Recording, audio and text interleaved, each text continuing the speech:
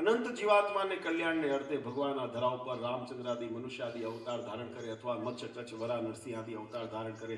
ગીતાજીની અંદર ભગવાન કૃષ્ણચંદ્ર સ્વયં એમ બોલ્યા કે પરિત્રાણાય સાધુનામ વિનાશાય ચ દુષ્કૃતામ ધર્મ સંસ્થાપનાર્થાય સંભવામી યુગે યુગે. દરેક યુગની અંદર અમે અવતાર ધારણ કરીએ છીએ. આવું ભગવાન કૃષ્ણ અર્જુનજીને ઉપદેશ કરીને કહે છે.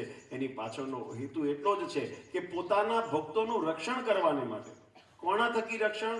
તો કાળ કર્મને માયા થકી રક્ષણ કરો. એક વખત બહુ સુંદર સમય કોનું રક્ષણ ભગવાન કેવી રીતે આપણા શાસ્ત્રોની અંદર મહારાજ એક વખત કાર્યાણીની અંદર બિરાજમાન હતા અને કાર્યાણીની અંદર મુક્તાનંદ સ્વામી મહારાજની આગળ સભાની અંદર બેઠા ઉપનિષદ આદિ અને મહાભારત આદિ ઇતિહાસની અંદર પુરાણોની અંદર ભગવાનના સગુણ સ્વરૂપનું પણ વર્ણન કરેલું છે અને નિર્ગુણ સ્વરૂપનું પણ વર્ણન કરેલું છે.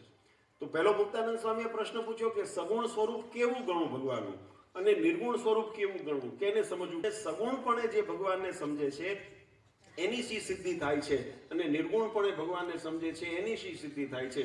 આવા પ્રકારે પ્રશ્ન મુક્તાનંદ સ્વામીએ મહારાજને પૂછ્યો છે. ત્યારે મહારાજે બહુ સુંદર એનો ઉત્તર સમજાવતા કીધું કે ભગવાનનું નિર્ગુણ સ્વરૂપ કોણે કીધું? તો ભગવાનનું નિર્ગુણ સ્વરૂપ એવું મહારાજે વર્ણન કર્યું આપણા શાસ્ત્રો વેદ અને પુરાણો ઉપનિષદના આધારે. મહારાજ કે નિર્ગુણ સ્વરૂપ કોણે કહેવાય? તો એનો અર્થ એ નથી કે ભગવાનમાં ગુણ નથી. એનો નહીં તો ઘણા નિર્ગુણનો અર્થ વ્યાકરણની દ્રષ્ટિએ કર્યો તો જેમાં ગુણ રહિત એનું નામ નિર્ગુણ. પણ ભગવાનનું સ્વરૂપ નિર્ગુણ શા માટે શાસ્ત્રોની અંદર કીધું? તો એની અંદર મહારાજે બહુ સુંદર વાત સમજાવી કે ભગવાનનું સ્વરૂપ સૂક્ષ્મ કરતા પણ સૂક્ષ્મ છે અને દરેક પદાર્થ એટલે કે પંચભૂત રહેલું છે અને એ કેવું છે? વ્યાપ્ત થઈને રહ્યું છે. તો મહારાજે દ્રષ્ટાંત દીધું કે જેમ આકાશ છે, પંચભૂતની અંદર આકાશ, પૃથ્વી, જળ, તેજ ને વાયુ, આ પાંચ ભૂત બતાવ્યા. એ પાંચેય ભૂતની અંદર આકાશ તત્વ છે, બધાની અંદર રહેલું છે. પણ બધાની અંદર રહ્યા છતાં પણ બધાથી નિર્લેપ રહેલું છે અને બધાથી અસંગી રહેલું છે. એ રીતે પરમાત્મા આ સર્વ કીટથી લઈને બ્રહ્મ સુધી એટલે કે અક્ષર સુધી આ નાના મોટા તમામ વ્યાપકપણે આત્મરૂપે રહેલા છે.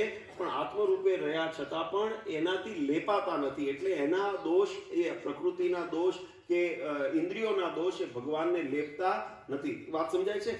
થોડું તત્વજ્ઞાનની વાત છે ભગવાનનું સ્વરૂપ સમજવા માટે કે ભગવાન જ્યારે મનુષ્યાદી આકૃતિ ધારણ કરીને પણ ભગવાન વિચરણ કરતા હોય તો પણ ભગવાનને મનુષ્યના જે પ્રકૃતિ ગુણ છે એ બંધન કરતા થતા નથી. અને એ પરમાત્માનું ઐશ્વર્ય છે.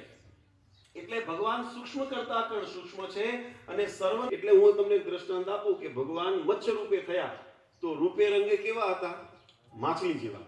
ભગવાનનું સ્વરૂપ કેવું રૂપે રંગે દેખાતું હતું? માછલી જેવું. ક્રિયા પણ કેવી કરતા? જળમાં રહ્યા, જળમાં જળચરની જેમ રહ્યા અને જળની અંદર બધી લીલાઓ કે પ્રવૃત્તિ કરી.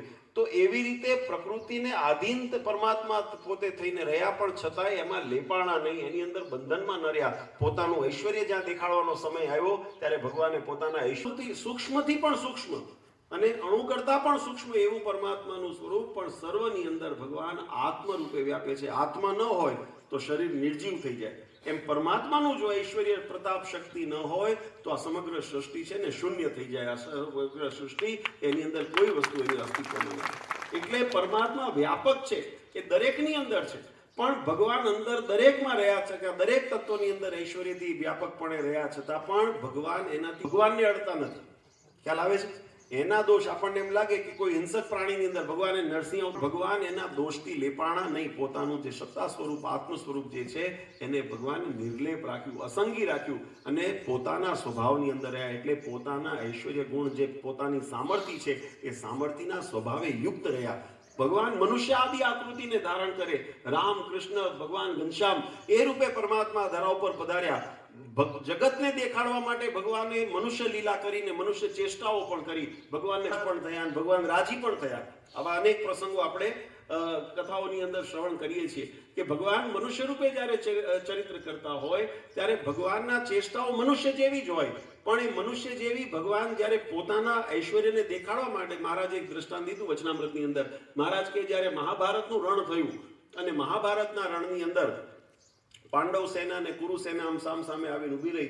અર્જુનજીએ કીધું કે મને મધ્યમાં લઈ જાઓ. ભગવાન કૃષ્ણએ અર્જુનજીના રથને મધ્યની અંદર લઈ ગયા અને મધ્યમાં રહ્યા અને અર્જુનજીને જ્યારે પોતાના પિતામહ ગુરુદેવ દ્રોણાચાર્ય કૃપાચાર્ય અને જે સગા સંબંધીઓને જોયા એટલે મનની અંદર ક્ષોભ થયો કે હું એક રાજના માટે, એક તુચ્છ રાજના માટે હું મારા આ બધા સ્નેહીજનોને હણું એ તો બહુ મોટું પાતક થાય, અને એટલે મારું મન એ યુદ્ધમાંથી પાછું પડ્યું. કથા બહુ વિસ્તારથી છે, આપણે સંક્ષિપ્તમાં એનો મર્મ સમજીએ કે એ અર્જુનજીને જ્યારે મનની અંદર દુવિધાઓ થઈ, દંતુ થઈ, આવા વિચારો જ્યારે અંદર વમળે ચડ્યા, અને જ્યારે વિચાર વમળે ચડે ને એટલે માણસને જો સત્ય માર્ગ ન મળે ને તો ઘણી વખત ભટકી જાય. આપણે પણ જીવનની અંદર ઘણી વખત અને એમાં અઘરું ક્યારે પડે, સત્ય અસત્યનો નિર્ણય કરવો હોય ને તો આપણે એમ કહીએ સત્યના પક્ષમાં રહીશું, ધર્મ ને અધર્મનો નિર્ણય કરવો હોય ને તો આપણે એમ રહીશું કે ધર્મના પક્ષમાં રહીશું.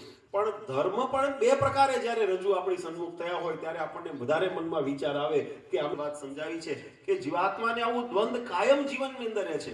અર્જુનજીને પણ થયું. એક બાજુ અહિંસા પરમો ધર્મ આપણા શાસ્ત્રો કહે છે, રાજ માટે, મિલકત માટે, પોતાના સગા કુટુંબ પરિવારને પણ આપણે ક્યારે એનું હનન ના થાય. આપણે શિક્ષાપત્રીમાં તો મહારાજે લખ્યું પોતાના સ્વાર્થ માટે કે પોતાના મોચોક માટે કોઈ હિંસા ન કરવી, એનાથી વધારે સાવધાની રાખવી કે અણધાર્યું કોઈ જીવને પણ આપણાથી નાનું સૂક્ષ્મ જીવજંતુ હોય એની પણ હિંસા ન થાય આવી કાળજી લેવી, આવું શિક્ષાપત્રીને લખ્યું. એક બાજુ અહિંસાનો ધર્મ પાઠ શીખવાડનાર ભગવાન એ મહાભારતના યુદ્ધની અંદર અર્જુનજીને એમ કહે છે કે યુદ્ધ એ જ કલ્યાણ છે. શું કીધું અર્જુનજીને? યુદ્ધ એ જ કલ્યાણ છે. જો કેમ ભગવાનનું, એટલે પછી અર્જુનજીને, જો કે કથા બહુ લાંબી છે ને વિષય જુદો છે, પણ હું જે મૂળ વિષય પર આવું કે ભગવાન મહારાજે વચનામૃતની અંદર વાત લખી કે ભગવાનનું એ મનુષ્ય આકૃતિ જે સ્વરૂપ, કૃષ્ણનું સ્વરૂપ કેવું હતું તો 5.5 ફૂટની જે મહારાજની મૂર્તિ, મનુષ્ય જે શરીરની આપણી આકૃતિ હોય એ બધાએ યોદ્ધાઓને અને બધાને એટલી દેખાતી હતી. પણ ભગવાને દિવ્ય દ્રષ્ટિ દ્વારા અર્જુનજીને અને સંજયને આ બે વ્યક્તિઓ એવા હતા જેને ભગવાનના વિરાટ સ્વરૂપના દર્શન થયા. એ વિરાટ સ્વરૂપના દર્શન સૂક્ષ્મ હોવા છતાં પણ વિરાટ થયા. એવું પરમાત્માનું સામર્થ્ય, એટલે સ્વભાવ મનુષ્યની અંદર હોવા છતાં મનુષ્ય, તમે મને આપણે મોટા થવું હોય તો નથી થવાતું. આપણે આપણા શરીરને પોળું મોટું કરી શકતા નથી. હા, આમ વધારી શકીએ કદાચ, આમ એ કુદરત જો સાથ આપે તો પછી ઉતરી જાય, આમ વધે છે. કારણ કે આ છે ને, જો આપણા શરીરની પ્રકૃતિ છે, એટલે કોઈ વ્યક્તિગત એવું ન લેશું, અન્યથા હું તો એક રમૂજના ભાગમાં વાત કરું છું. શરીરના વિકારો છે કે અસ્થિ જાયતે વર્ધતે વિપરિવર્તતે અને ક્ષીયતે ને નશ્યતે, આ 6 પ્રકારના ષટ વિકારો શાસ્ત્રની અંદર શરીરના બતાવ્યા છે. બાળક જન્મે ને ત્યારે નાનું હોય, આટલું આપણે હાથમાં લઈએ, એક હથેળીની અંદર એનું માથું હોય ને આટલું અહીંયા એટલું નાનું, 1 ફૂટથી નાનું પણ હોય, ત્યારે બાળકનું શરીર જન્મ્યું ત્યારે એટલું માના ગર્ભની અંદરથી જ્યારે પ્રગટ થયું, જીવાત્મા શરીરને ધારણ કર્યું ત્યારે એટલું શરીર હતું. અને એ શરીર પછી સમયાંતરે વધતું 5, 5.5, 6 ફૂટની કાયા થાય, અને પછી ધીમે ધીમે ક્ષીયતે, એ ધીમે ધીમે એના અંગો ગળવા માંડે. એ હૃષ્ટપુષ્ટ અને જોરવાળું શરીર હોય. તમે જુવાનીની અંદર આપણે જો જેટલું કામ કરતા હોઈએ, ખેતી કરતા હોઈએ, મજૂરી કરતા હોઈએ કે રાત દિવસ આપણે દાખલો કરતા હોઈએ, પછી ગડપણ આવે એટલે હાલવા માટે પણ લાકડીના ટેકાની જરૂર પડે છે. શરીર તો એ જ છે ને, શરીર તો એ જ હતું, જે જન્મ્યું હતું એ જ હતું ને. પણ બાળક અવસ્થામાં કેવું હતું? કોમળ હતું. બાળક અવસ્થાની અંદર કોમળ હતું, અશક્ત હતું. યુવા અવસ્થા આવી, એને પોષણ મળ્યું, વધ્યું અને એની અંદર સશક્ત થયું. અને જેમ જેમ વૃદ્ધાવસ્થા આવી એટલે પાછું ક્ષય થવા માંડ્યું, એનું ક્ષીણ થવા માંડ્યું. એની આંખે દેખાવાનું બંધ થઈ જાય, કાને સંભળાવવાનું બંધ થઈ જાય, મોઢે બોલવાની અંદર થોથવાય, હાથે પગે ચાલવાનું બંધ થઈ જાય. આ બધા એના વિકારો છે. અને અંતે જ્યારે જીવાત્માનું આયુષ્ય પૂર્ણ થાય એટલે નશ્યતે, આ શરીરનો નાશ થઈ જાય છે. પછી શરીર રહેતું નથી, પંચભૂતમાં વિલીન થઈ જાય છે. તો એ જે મનુષ્ય પ્રકૃતિનો જે સ્વભાવ છે એ મનુષ્યને બંધનરૂપ છે, પણ ભગવાનને બંધનરૂપ નથી. ભગવાન પોતે સ્વેચ્છાથી એવા સ્વરૂપને સ્વીકારે છે એટલે આપણને એવા દ્રષ્ટિમાન થાય છે. અને એટલા માટે મહારાજે લખ્યું કે ભગવાનની પ્રત્યેક લીલા, ભગવાનના પ્રત્યેક ચરિત્રો, એની અંદર અલૌકિકપણું રહેલું છે. જીવાત્માના કલ્યાણને અર્થે ભલે માનુષી દેખાતું હોય, આપણને લૌકિક ચરિત્ર દેખાતું હોય, પણ ભગવાન કે એની અંદર લૌકિકપણું નથી, એની અંદર અલૌકિકપણું છે. એની અંદર માયિકપણું નથી, એની અંદર ભગવાનનું ઐશ્વર્ય રહેલું છે. અને એનો હેતુ જીવાત્માની મારીને તમારી જેમ કર્મ આપણે કરીએ છીએ એવું કર્મ બંધન નથી. એ પરમાત્માનું કર્મ સ્વતંત્ર છે અને જીવાત્માને કલ્યાણને અર્થે છે. એ પરમાત્માનું, એ ભગવાનનો સ્વભાવ. એટલે ભગવાને વચનામૃતમાં કીધું કે મહારાજ સ્વભાવની અંદર છે, સ્વભાવ, પોતાના ભાવની અંદર એ કોઈ પણ રૂપ ધારણ કરે, પણ એનું જે તત્વ છે, પરમ તત્વ, એ પરમાત્માની મૂર્તિ, પરમાત્માનું ઐશ્વર્ય, એનો પ્રતાપ, એનું જે વ્યાપકપણું, અંતર્યામી. એવી રીતે મહારાજ કે સૂક્ષ્મથી સૂક્ષ્મ એ જે ભગવાનનું સ્વરૂપ છે, વ્યાપકથી વ્યાપક એવું ભગવાનનું સ્વરૂપ છે, સર્વ સામર્થ્યવાન છે. અને આ સર્વ રીતે એ દરેકના આત્મરૂપ છે ને એ ભગવાનનું નિર્ગુણ સ્વરૂપ કીધું. ભગવાનનું નિર્ગુણ સ્વરૂપ, એને શાસ્ત્રે નિર્ગુણ કીધું. અને સગુણ સ્વરૂપ કેવું કીધું? તો મહારાજ કે જે આકૃતિના દર્શન આપણે કરીએ છીએ, પછી મહારાજે ત્યાં દ્રષ્ટાંત પણ દીધું કે આપણે ગિરનાર છે તો ગિરનાર ની સાઈઝ આમ નાનો નથી, પણ તમે મેરુની સામે તુલના કરો તો ગિરનારનું સ્વરૂપ આપણને નાનું દેખાય.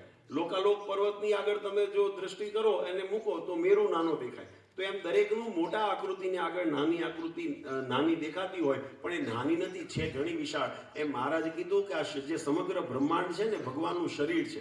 હા, ભગવાન એના આત્મરૂપ છે.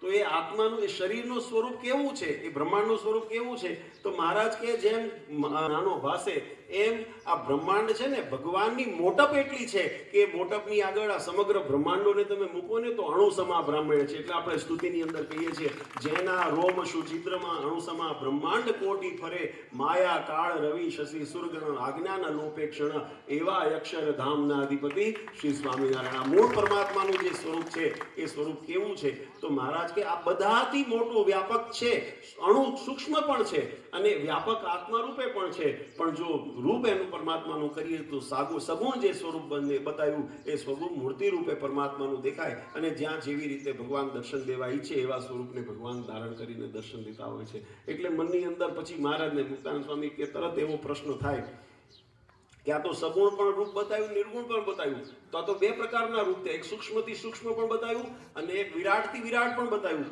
તો આમાં સાચું કયું? આપણને મનમાં થાય ને. અરે મહારાજ કીધું કે સત્ય સ્વરૂપ પરમાત્માનું તો એ એક મનુષ્ય આકૃતિ જેવું આપણી સન્મુખ જે આપણને દેખાય છે ને એવું રૂપ જ ભગવાનનું અક્ષરધામની અંદર છે. એટલે ભગવાન જ્યારે આ ધરા ઉપર મનુષ્ય ચરિત્ર કરવા રામકૃષ્ણ ઘનશ્યામ રૂપે મહારાજ જ્યારે પ્રગટ્યા અને જેવી મૂર્તિ આપણને દેખાણીને મહારાજ કે અક્ષરધામની અંદર એવી મનુષ્ય આકૃતિ છે. અને એની અંદર આ નિર્ગુણપણું સગુણપણું જે એની અંદર બતાવ્યું છે પરમાત્માનું રૂપ, એ પરમાત્માનું ઐશ્વર્ય છે. અને એવા ઐશ્વર્યના યોગે કરીને પરમાત્મા જ્યારે જેવી રીતે પોતાના ભક્તને સુખ દેવાને ઈચ્છે અને ભક્તના કાજે, સત્સંગના કાજે, કલ્યાણને કાજે, મોક્ષના કાજે, ધર્મની રક્ષાને કાજે મહારાજે જ્યાં જેવું ઘટે એવા સ્વરૂપે પરમાત્મા પોતાના ઐશ્વર્યના દર્શન કરાવે છે. પણ એની અંદર ભેદ નથી, એ ભગવાનનું સ્વરૂપ છે. અને એવો સિદ્ધાંત મહારાજે આપણને બતાવ્યો. અને મહારાજે એનાથી એક વસ્તુ આગળ લખી. મહારાજ કે જ્યારે ભગવાન અક્ષરધામની અંદર જે રહેલું સ્વરૂપ છે એ સ્વરૂપ ભગવાન તમારી સન્મુખ જ્યારે મનુષ્યાદિ ચરિત્ર કરતા હોય ત્યારે મહારાજ કે એ સ્વરૂપ અને એ જ ભગવાન સ્વામિનારાયણે ગઢપુરની અંદર ગોપીનાથજી મહારાજ પધરાવ્યા, વડતાલની અંદર લક્ષ્મીનારાયણ દેવ પધરાવ્યા, અમદાવાદ નરનારાયણ દેવ પધરાવ્યા, ધોલેરા મદનમોહનજી મહારાજ પધરાવ્યા, જુનાગઢ રાધારમણ દેવ પધરાવ્યા, અમદાવાદ ભુજની અંદર નરનારાયણ દેવ પધરાવ્યા. મહારાજ કે અમે આ પધરાવેલા દેવો છે ને એની અંદર પણ અમારો અખંડ વાસ છે.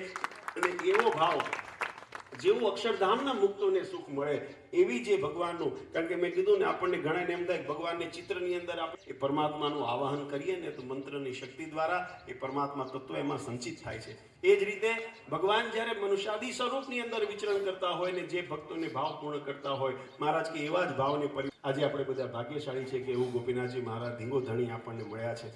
એની છત્રછાયામાં આપણા વડવાઓએ જે ભજન કર્યું, ભક્તિ કરી અને પોતાના આત્મકલ્યાણનું સાધન કર્યું, એના વારસાની અંદર આપણને જ્યારે સત્સંગ મળ્યો, આપણે સમયાંતરે મંદિરનો જીર્ણોદ્ધાર વગેરે કાર્ય કર્યું અને આજે એનો દિવ્ય પાટોત્સવ આપણે ઉજવી રહ્યા છીએ. ત્યારે એવા પાટોત્સવના શુભ પ્રસંગને આપણે ખૂબ ખૂબ વધાવીએ. કારણ કે આપણા જીવનની અંદર આવો અવસર વારે વારે નથી આવતો. પરિપણું જાણે, સગુણપણું, નિર્ગુણપણું, મૂર્તિમંતપણું કે પ્રત્યક્ષપણું, આ બધાને ભગવાનનો મહિમા સમજીને જ્યારે જીવાત્મા સ્વીકારે ત્યારે મહારાજ કે એને કાળ કર્મને માયા બંધન કરતા નથી. એવા જીવાત્માને મુક્ત પદની પ્રાપ્તિ થાય છે.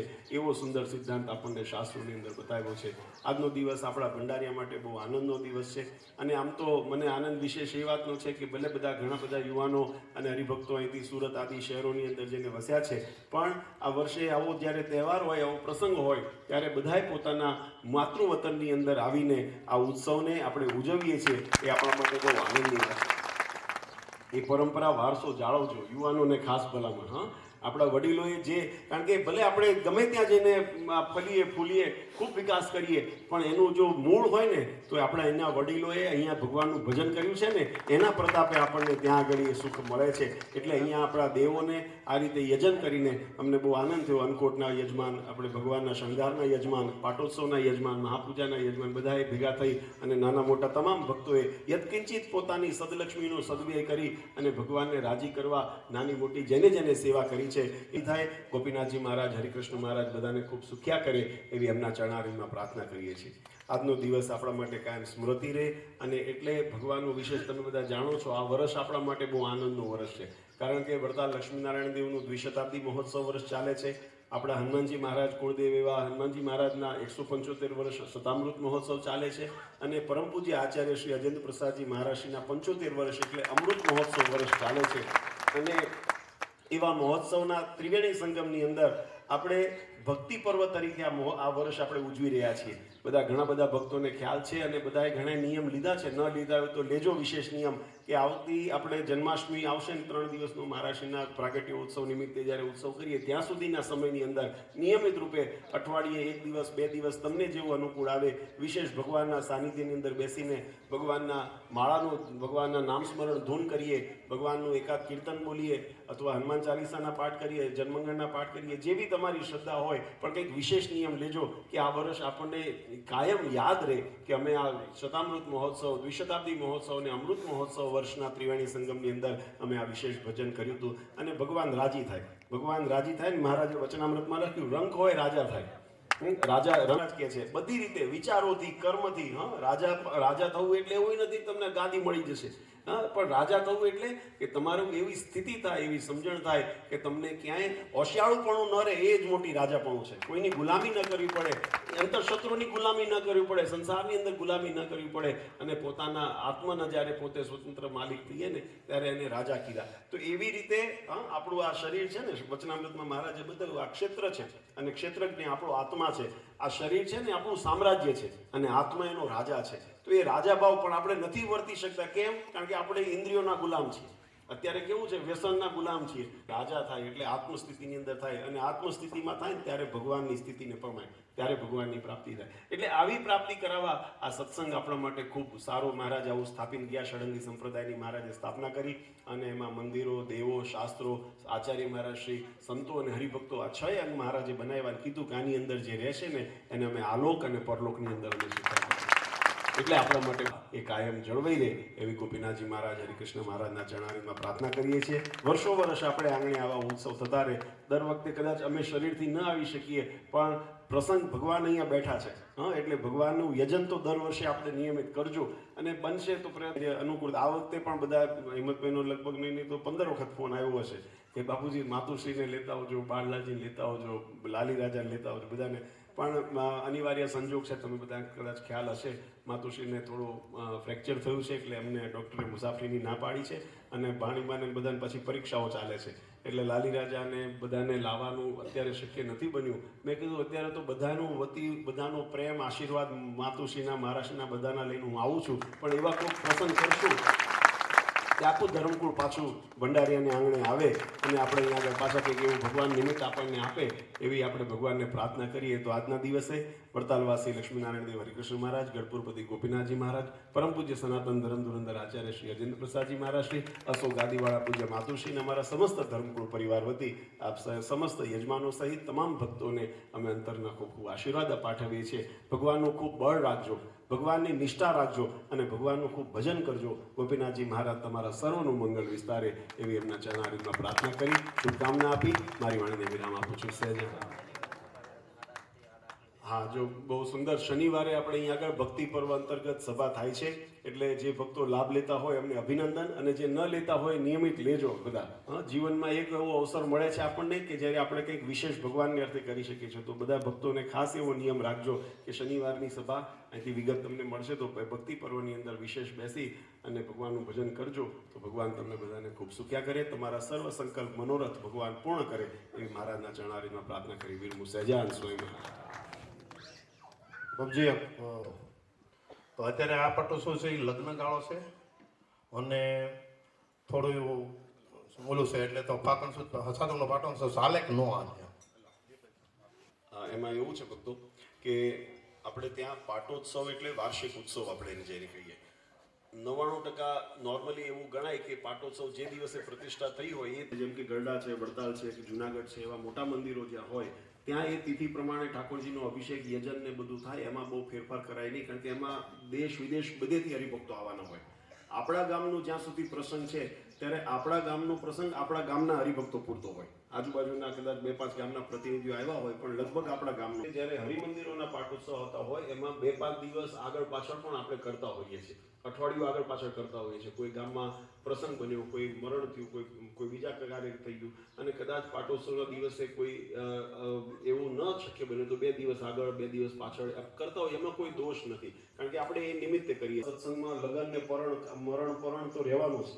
એટલે તમે, અને પહેલા તો એવું હતું, હું હમણાં ધનુર્માસ ગયો તો અહીંયા ઢોલ વાગતા હતા. હવે શું કહું છું, તો તમે હજુ તો 10-15 વર્ષમાં પછી લગ્નગાળો 12 મહિના હશે તો શું કરશો?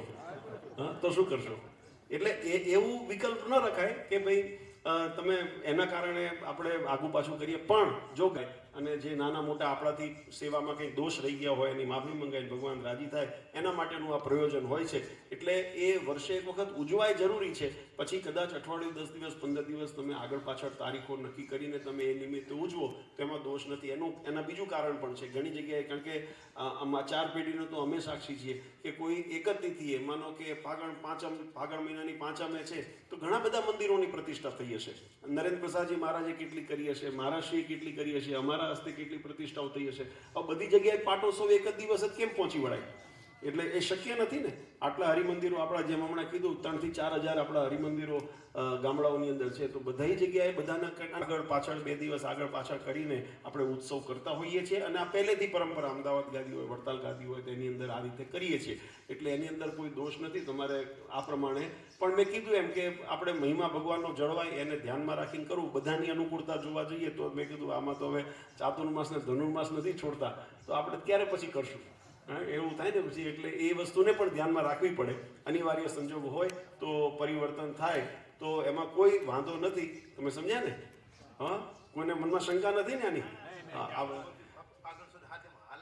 એટલે મેં તમને કીધું કે તમે એ સાંભળો, બાપુજી, એ જોવાની, કારણ કે તમારે ભેગા થઈને તમારા માટે લાભ લેવાનો છે, બરાબર? એટલે તમારી અનુકૂળતા પહેલી જોવાની. પણ એ અનુકૂળતાની અંદર મેં કીધું એમ સમજણની અંદર આપણે મહિમા કોણો સમજ્યા એ પણ વસ્તુને ધ્યાનમાં રાખજો, બરાબર? કારણ કે ઓલું વ્યવહાર છે ને કાયમ રહેવાનો છે. કોકને આવડા મોટા સત્સંગમાં કોકને કોકના ઘરે રહેવાનું છે, હગાવાલામાં રહેવાનું છે, ખરું ખોટું? તો દરેકની જો સુવિધા અને સગવડ જોતા આપણે આગળ પાછળ કરતા રહીશું તો એ દર વખતે પછી તમારે ફેરવવું પડે. એટલે બને ત્યાં સુધી જે પણ તમે પણ કોઈ આપતકાળ આવે ને કરો તેમાં દોષ પણ નથી. એ વસ્તુ પણ મારી સમજણ સાથે રાખજો કે ભાઈ કોઈ વર્ષે એવું છે કે ગામમાં 5, 7, 10 જણાને હરિભક્તોના ઘરે પ્રસંગો છે, નથી મેળ ખાય એમ, તો અઠવાડિયું, 10 દિવસ, 15 દિવસ આગળ પાછળ કરો તો એમાં દોષ નથી, બરાબર? બસ એટલું સમજીને. ચાલો, સહેજાન સ્વામી. હવે જે અહીંયા આપણે ઓલું ફાળાની ભેટ આવી હતી એ દેવા માટે મુકેશભાઈ કોઠારી આવે છે. અને ભગવાન સર્વમાં વ્યાપીને રહ્યા છે.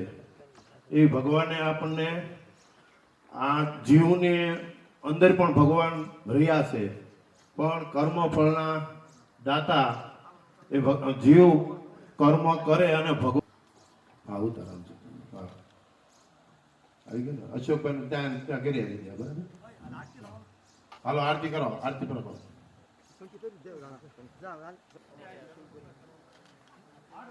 આ શરણ સપનો લાભ મળી જાય બધાને. પ્રભુ જય સદગુરુ સહજાનંદ દયાળુ બળવંત બહુ નામી ચરણ સરોજ તમારા વંદો કર જોડી. પ્રભુ વંદો કર જોડી. શરણે શીશતી દુઃખનાથા તોડી નારાયણ નર ભ્રાતા દ્વિજ કુળ તનુધારી. પ્રભુ દ્વિજ કુળ 68 તીરથ શરણે 68 તીરથ શરણ. પ્રભુ જે દર્શન કરશે કાળ કર્મથી છૂટી. કાળ કર્મથી છૂટી. કુટુંબ સહિત તરસે આય અવસર કરુણા નિધિ બહુ કીધી વાલક. સજાનંદ સ્વામી મહારાજની જય. હરે કૃષ્ણ મહારાજ. જે એકાંતી હરિભક્તો જમતા ન હોય ત્યાં બાબુભાઈ લવજીભાઈ રાજાણી ત્યાં જમવાનું છે. અને બીજા હરિભક્તો ઘડીક વ્યવસ્થિત ઉભા.